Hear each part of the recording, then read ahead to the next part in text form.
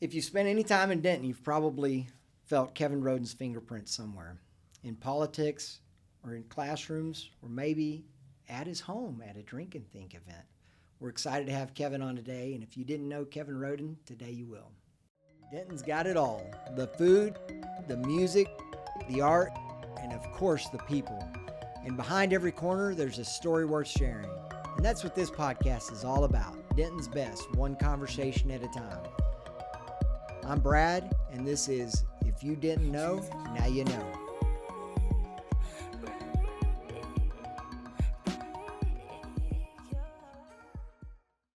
Welcome back to another episode of If You Didn't Know, Now You Know. We're really excited today to have Kevin Roden in with us. Thanks, Kevin, for sitting down with us. Honored to be here, Brad. This is exciting. I've known you for years, but I don't really know you. So that's part of the purpose of this podcast. I think there's certainly people in the community that know of you or know about you. Maybe they don't. You were a little more involved years ago in some of the city politics than you are now, but that's kind of what we're all about here, is just to learn and highlight some of the people that are doing great things in the city of Denton and around the area. And you're certainly high on that list in my book. Well, thanks. And you also have to awkwardly walk past my office several times a day. I do want to talk about it. Typically on like Zoom meetings. Yeah, I do want to talk about that because you've got quite the view of what's going on a daily basis. That's there right. in the That's square. right. Yeah. Well, if our listeners have spent any time in Denton, they've probably heard about you or kind of seen some of your fingerprints on town, in politics or classrooms, and even this Drink and Think. Maybe people have heard about that and some of the private or kind of more intimate concerts that you do at your house. So we're going to talk about all of that. You are a former city council member and mayor pro tem. Yeah. Very distinguished there. Yeah, right. So anyway, if you didn't know Kevin, today you will. So, now you know. Yeah, there we go.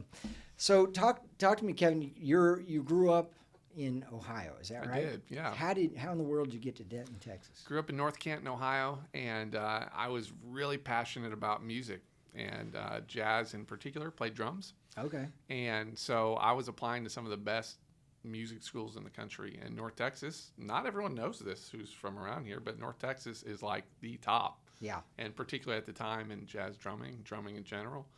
And so it was on my radar, and I came down and had no interest in Texas per se at the time. Yeah. But that's what drew me here. I changed majors after a couple years because you realize when you're in that small fish and a bigger pond, mm-hmm. you realize kind of where you stack up. And music isn't one of those things you want to get into unless you're really great, good. because it's a hard path for the best ones. Yeah. And so that was good. I mean, it was good to get humbled quickly and understand that I had other interests in life. Yeah. And so, but stuck around at North Texas and finished up and so transitioned into philosophy. As political science is what okay. I originally graduated my undergraduate with, but it was a minor in philosophy, and then ended up getting into, if I wasn't in a marketable career already with music, I chose philosophy. Even less so. Yeah, exactly. My parents were very pleased. I'm sure. Well, that's interesting. And the fact that you stuck around, I think that a lot of our, Dentonites are, transplants. Maybe it's several generations. In my case, my parents came here in the late 60s. No, I guess in the 70s. And so my mom grew up in the area, so she was from around here, but really brought my dad back, and then it's kind of now multiple generations sticking around. And so I kind of see that with the Roden family sticking around. We'll see. And your wife Emily, where is she from? She grew up. She split her time between Irving and Long Beach, California. Her parents were split up, and but mostly in the Irving area. Y'all meet here then? Yeah, we actually met at a party. She was transferring from Texas Tech, spent her first year there, came back here to study music education, and some mutual friends kind of connected us. I was dating another girl at the time, but I was very infatuated with Emily Dixon. Yeah. And we made plans at that party for a spring break road trip up to Ohio. She wanted to go visit a friend, and the rest is history. So she's the reason largely that I think I stuck in Texas. Yeah. Kicking and screaming initially. I've come to really love the Yeah. state, but it took a while for my Yankee kind of sensibilities to fall in love with it. Well, my wife's from Philadelphia, or Okay, a suburb so- of Philly, and so we kind of had a similar experience where she wasn't she didn't come kicking and screaming, but just when she got here, there was a little bit of a shock, and like I don't know anybody, and so it took a little bit, but now she's Texan. She That's is great. all Texan, except for the Cowboys. She's still an Eagles fan. Ah, so well, that that can be controversial. we do have to kind of work through that a couple times a year. So. Well, so tell me, you got out of school, and where'd you start transitioning? And I know eventually you got into politics, so Yeah. obviously political science makes a little sense that you kind of went down that path. But where'd you go kind of out of school? Yeah, I actually stayed kind of anchored at University of North Texas. I even before I graduated, started working for this program called Texas Academy of Mathematics and Science, Oh, TAMS, TAMS yeah. program. I mean, it's one of the probably most understood asset we have in Denton. But I mean, the best and the brightest in the math and science fields from all over Texas, juniors and seniors, are coming there. Yeah, And spending a couple years in this town, yeah, and then going off to MIT, Harvard, Stanford. I mean, it's the most incredible group of students to, hang out with and Yeah. help shape. And so I worked for them in that administration level, kind of like a principal of the program, and was also at the time teaching on the side, adjuncting at various Okay. places, philosophy, government in some cases. But that's what I had done for, probably Yeah. 15 years at that point. yeah. Well, I've had an opportunity to meet several of those TAM students over the years, and yeah, Incredible. incredibly sharp, smart kids, but most of them just just good people. You can tell. Too, Totally, so totally. it is a great program. Well, so when did the city of Denton, when did it kind of get on your radar? Maybe I want to run for city council and get involved in there was politics. That's a great question. There was the focal point for me was I was living on Fry Street at the time. My wife and I had an apartment in this really old house, first 5 years of marriage. And so I loved kind of being part of it. And at the time, Fry Street was a cultural center of town. This Yeah. was before downtown started really popping. Right. And that's where all the live music venues were and all this stuff. So we loved it, right? And then there was this event in which there was this mass purchase Right. of all of these kind of cool one-story old, Historic buildings, the yeah. tomato, all that kind Right. of stuff. So I was right there, and a lot of us saw that, and it was a flashpoint. It was like, wait a second, what's going on? Who made these decisions? How do we impact it? And there's a lot of guys like Chris Flemings, who started North by 35 in town, and a lot of guys got their first taste in what you can be doing at the city level if you just kind of stay engaged and get involved. And so for us, it was, how do we encourage the redevelopment of that project? I think one of your colleagues was a part of that Yeah. at Yeah. the time, and we really pushed for it. Can we get first floor retail? Let's Right. really keep that a more commercial zone. We were able to influence that and make the case for that, both the city level and with the developer, and which I think turned out well. Yeah. And it's better as it could. But that brought a new generation into thinking about, this is our city, how do we shape it, how do we influence it? So at that point, a guy appointed me to be on the Historic Landmark Commission, Okay. and so I cut my teeth on that. Then there was an opening in District 1. I was kind of getting nerdy about the whole thing, and she said, hey, I'm rolling off. Would you like to run for this seat? And so I jumped in head first, didn't know what I was doing, but made a run at it. And served 2 terms. I served 3 terms. You 3 term out after 6 years, and Okay. I served the whole 6 terms. All right. And so which mayors did you serve under?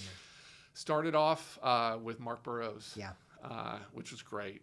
Pete Camp was on there, and just an incredible, well, may he rest in peace. Yeah. It's really tragic, but Yeah.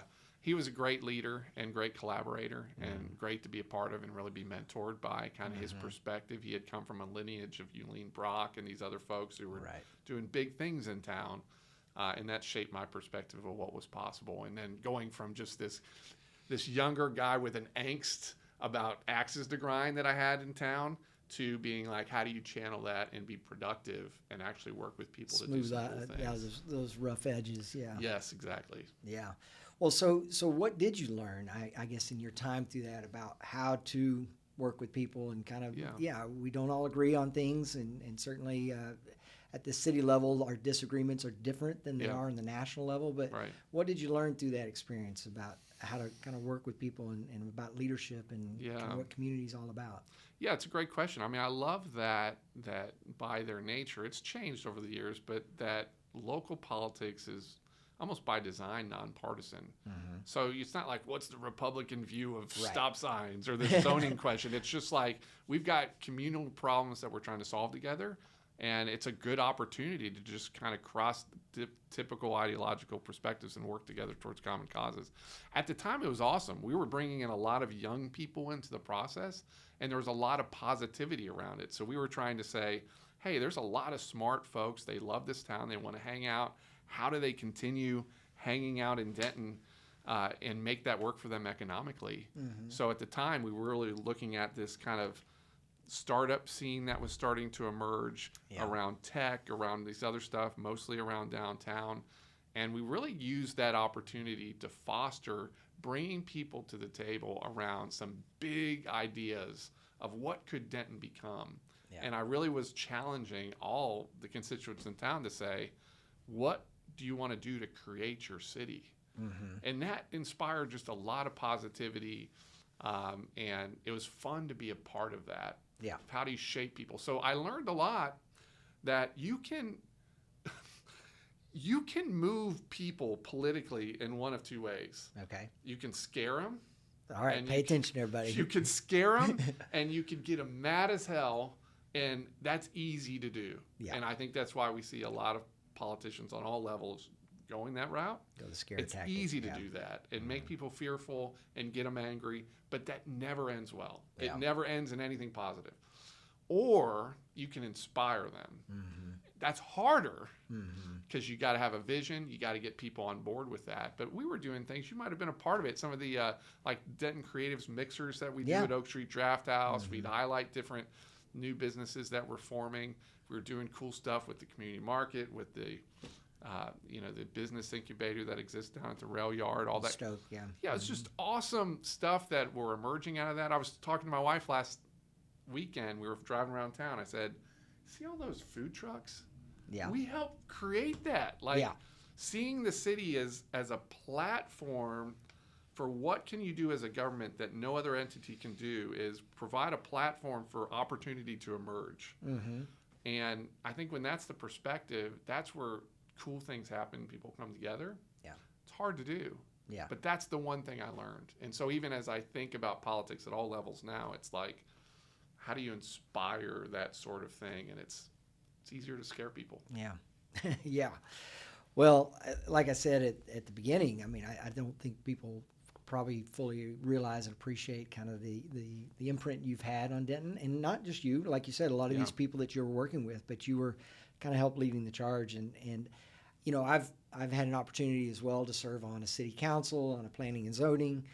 These are both in Crum and school board. I didn't know that. That's awesome. Served on That's school great. board for 12 or 13 years as well. And so these are, you know, these can be thankless jobs, right? And so you lived that firsthand for 6 years of just like you want as much as you want to pour into it. There's still always, not always, but there's some negative and some critics and hard things about it. So that may not be the path for everybody to be fully engaged on a school board or on a city council. But how can we talk about engagement at the community level, and what can that look like from your perspective? Yeah. I think everyone's got a sphere of influence that they can get engaged with, and I see a ton of examples of this across our own community where it could be at the neighborhood level. They're wanting to do something interesting. It's like something as revolutionary as go meet all the neighbors on your block. Yeah. It's not a normal thing for a lot of people nowadays, and that can really transform. It's like, well, what do we want to do here? Can we plant some trees or something like that? I mean, I think there's even in small ways, if everyone's thinking about it's like that old Boy Scout adage of how do you leave the place better than you found it. I think whether that's on a scale of running for school board or that's on a scale of what can I be doing to help my neighbor, I think that's how we all have got to view our communities. And that's what I always encourage people to do. It's like, what is something you're passionate about? Go in and do it. If something doesn't exist, go create it. Like this world is ours for the shaping. Yeah. And that's what I love about this concept of like think about the city as a blank canvas that we can all leave our mark. And that's what I've always loved about Denton, because I think it's the right size to where an individual can make a huge impact if they want to. Yeah. And I have the pleasure of seeing that firsthand through the commercial real estate world, just entrepreneurs and business owners that want to really make good spaces, and they want, obviously at the end of the day, they want to generate business for their whatever industry they're in. But in a lot of ways that happens through creating good spaces. And Totally. I just love seeing people get creative in the way they're using spaces, and so that's been neat. But we've done this. I guess that kind of got me to thinking. We've done these little block parties, neighborhood block parties for the businesses around here. And we've invited several, and have had that at the Station 222 next door on several occasions, and really find that as you start connecting with some of these other business owners that are around it. Most of us are so busy just running our business, doing our thing. But if we sit back and we get a chance to talk to each other, we realize how much we have in common. And hey, let's link arms and let's make this little block a little bit better. Or somebody has something that you need. It's the beauty of, I think, cities in general, and certainly kind of more denser downtown areas that we're both a part of. Now, I literally almost every day when I go get coffee at West Oak or some other establishment, I'm running into people that generally, even from a business perspective, are like, hey, they have something that I need. And just that dense kind of chance running into one another it's a real beautiful thing. It is cool. Well, so on the Drink and Think, tell us about the concept of Drink and Think and where it came from and what you're doing with that. I've got several questions, but I want you to kind of give us the backstory of Drink and Think. So when I was in graduate school, I studied philosophy through the PhD level, and when you're in the classroom and you're studying, you're reading these really great books, old books, but they're raising questions that aren't just like really esoteric questions that no one else is thinking about. It's like questions like, what does it mean to be human? What is justice? What is love? All these kind of questions that transcend ourselves. So I always was sitting in here in an academic environment thinking, I'd love to hear what my friends think about these things. Like, I'm in this little cloistered off room with a bunch of other people trying to get a PhD in this stuff, and it's kind of interesting. But I want to take this out into the streets where I kind of think this stuff ought to be. So I started, that point, it was 20 plus years ago, in that apartment on Fry Street. My first Drink and Think, I did it on like What is Beauty or something. Okay. And I invited a professor friend of mine to kind of be the kind of center of the conversation, but I just stocked my refrigerator with some import beers, had some wine, and just threw out a few questions. And man, afterwards, people are like, I've never experienced something like that on a Friday night. And they're like, let's do this again. So we just started doing it on a regular basis, like monthly basis.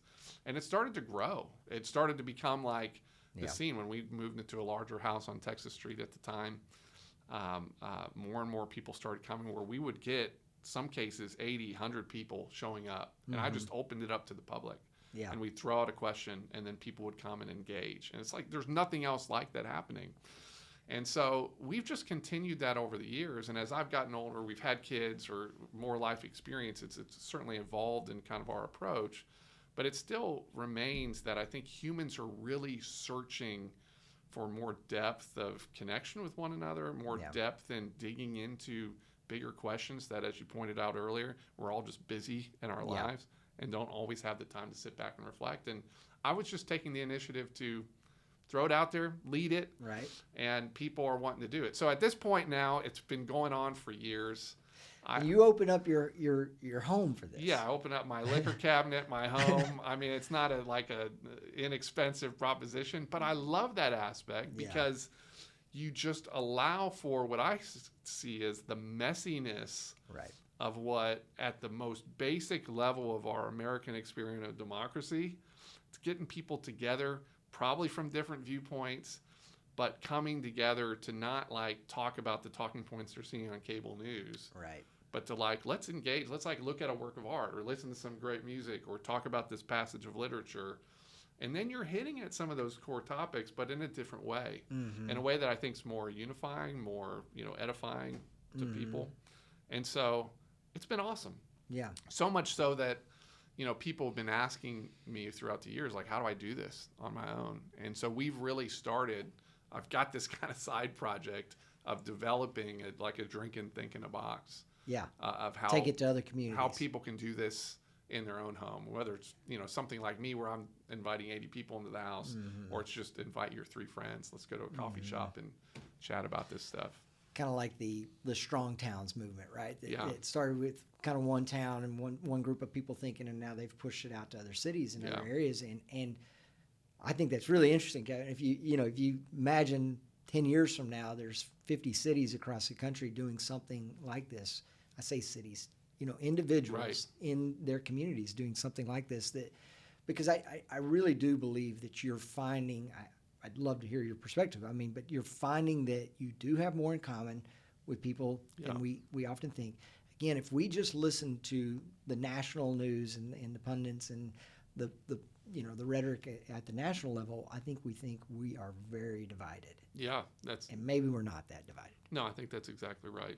Yeah. And so you can't start the conversation around what other people have given us as the talking points. I call them like flashy, shiny objects that politicians use a lot. Like they know what's going to divide us. They know what's going to put us into these camps of like tension against one another. And this is a very different approach. And I think everyone agrees we have a problem of discourse in our country. And that's why I think the time now, as I think about like what's my magnum opus of leaving to the world, it's how do we make that better? It's essential.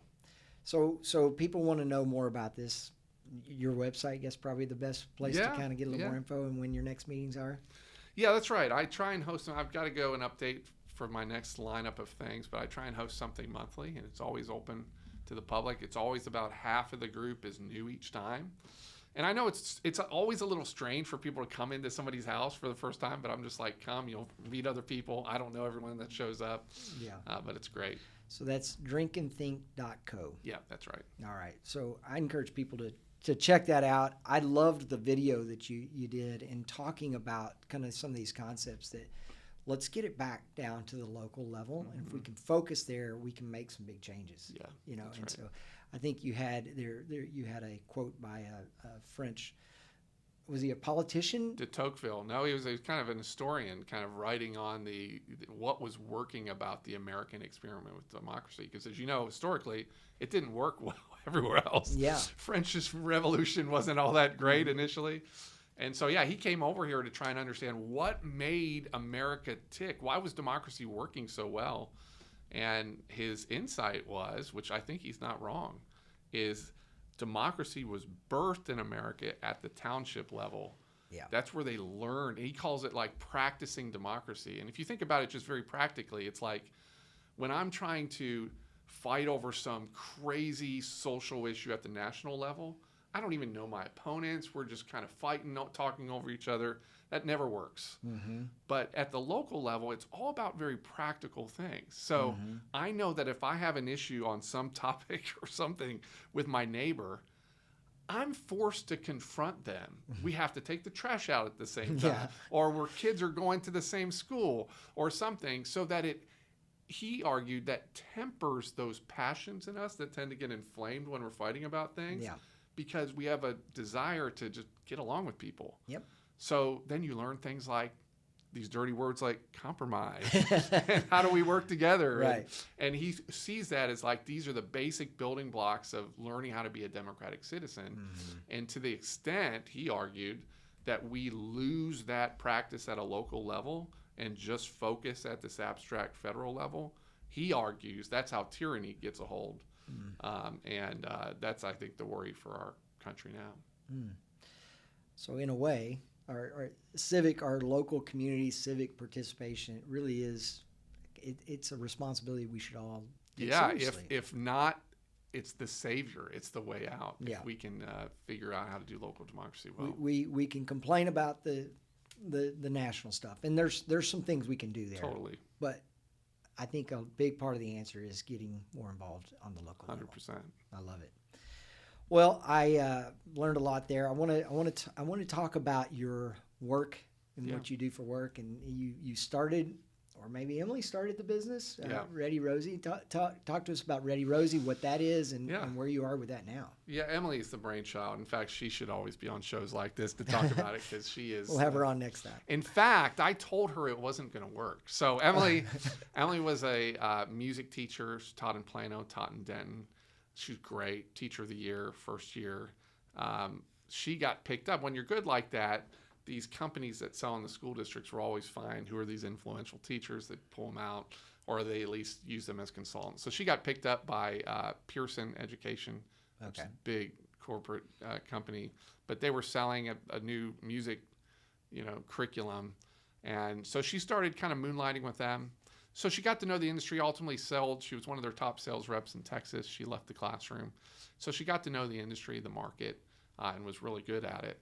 But then we started having kids. My oldest daughter, Rosie, who's now going to be graduating this year from Denton High School. Emily realized, here's my little bundle of potentiality here. I've got a master's degree in education, yet I'm still a little bit stuck as to what I should be doing with her. Okay. So the insight she had was, if I have that issue as somebody with all the resources, great upbringing myself, the background, how much harder is that for a parent who didn't have a parent reading to them when they were growing up, or a parent who's coming who doesn't speak the language that we speak, or a parent that's coming under lower socioeconomic, just has different deficits than what we have. And so she thought, I bet you this is something for our youngest of learners. How do we involve parents more proactively into that equation, which would ultimately help schools? So she created this concept of, why don't we model for parents this concept of what you can be doing at home to help what a child's ultimately learning in school. And so built this business, and from nothing, and I told her it wasn't going to work. But she took all of our money and invested in it anyways. And what year did she start that? That was about 2012 is when she started it. And she's brilliant. She's the best salesperson I know, and was able to go and convince a couple of key school districts in the Metroplex area. She showed them like 3 examples of videos. If I did this, would you buy it? Yeah. And got enough people to say yes. That's great. And so put a team together and killed it. She got to be about 30 customers, and we all have our limitations from a business perspective. She was a great salesperson, but now there's a company to run. We got customers. How do we do this? So she just pulled on her resources. I had like administrative background from my work at UNT, but had zero business background. But I said, hey, let me come and help you. Just match my salary. I'll come in, and had to interview with her. You did. So she brought in the detractor that said it wasn't going to work. We grew it from 30 customers, largely in Texas, to being in every state in the nation, and just being kind of the big family engagement tool for early childhood. In fact, in those early days, there's a lot of people playing in the space, one of which was Jeff Bezos' mom, Jackie Bezos, who just died recently. But she started a very similar type of thing, but it was coming at it from a nonprofit angle, which kind of does it a little differently. So they tried to partner at some point. She had many meetings with Jeff's mom. Wow.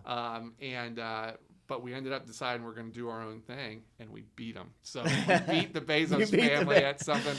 And then, ended up getting acquired. So you joined what year? I joined in 2014. Okay, and then ReadyRosie sold in 2019. In 2019. Yeah, so about a 5-year path to that. Yeah. And so the new group, what's the name of the new company? Teaching Strategies. They're we kept running into them at conferences. They were serving a lot of the same school districts as we were, but selling different things. And we were really great cultural match. They're the largest early childhood curriculum and assessment provider in the nation. And so it was a great opportunity. We weren't, again, neither of us had MBAs. We weren't even looking at a exit strategy. But at some point, this being in business, you kind of reach a certain capacity of like, what we think I can do with this thing. And so something had to change. Either we're going to inject a ton of investment, bring on a different caliber of people to grow us from this level to the next level, or acquisition is a way to do that too. So we were able to take our really small, scrappy team of about 20 Yeah. And now all of a sudden, I had a sales team of 100 people I could train to take this to the masses. And so that was the right thing to do. Very cool. Yeah, no, a lot of small businesses, I mean, we all hope that we get to that point, Right. that kind of inflection point. Do I bring in somebody smarter than me? Do I bring in some outside money to grow? Or do I have an opportunity to sell Right. and do something different? And that's invariably kind of a pretty natural point for most businesses, Right. at least successful ones. So great story. So when you were based in Denton, Yeah. Where was your office when you had ReadyRosie really before you sold it?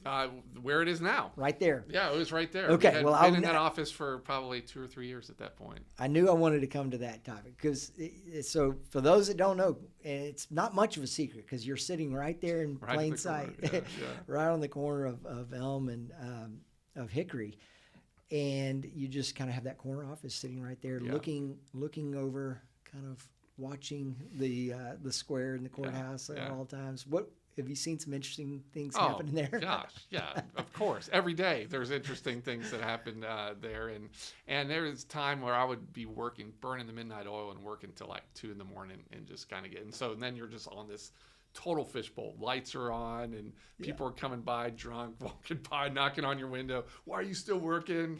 But it's a great vantage point. I've kind of tuned it out. I like kind of the hustle and bustle. In fact, I keep telling folks I need like an on-air button to let folks know that, like, hey, I look like I'm just sitting here, but I'm actually in a meeting with people I can't from really all over wave. Right. I had that experience once, or recently. I was kind of like, "Hey, are you on the phone?" You're like, "Yeah, I'm on the phone. Don't interrupt me right now." Totally.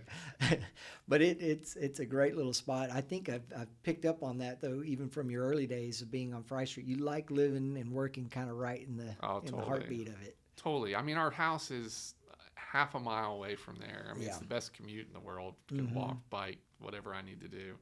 But it's great. It's great being there. Obviously, working at a place like that, I'm like, seconds away from getting a cup of coffee, Right. places to eat. I mean, it's like nothing else. But we now use that office post-COVID. Our team's kind of spread all across the country, even the team that was working for us.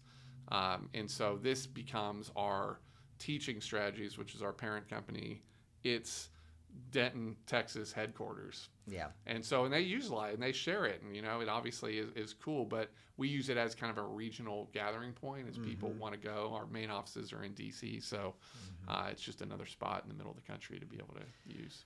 Well, I think there's a lot more people that want to live and work in the downtown area. I mean, I hear about that all the time. And so I think we're thinking of ways and love to collaborate with you and others of, how do we bring more people, not just on the weekends or on a Tuesday night, for dinner, but like to live and work down here on a regular basis. That's right. Make this even more vibrant. It's Right. pretty exciting. Well, speaking of, you mentioned coffee shops and restaurant, whatever. Love to hear where does Kevin like to go? Where do you like to go to eat around here? Is there something unique, or maybe a place, maybe your favorite place to watch live music today outside of your home?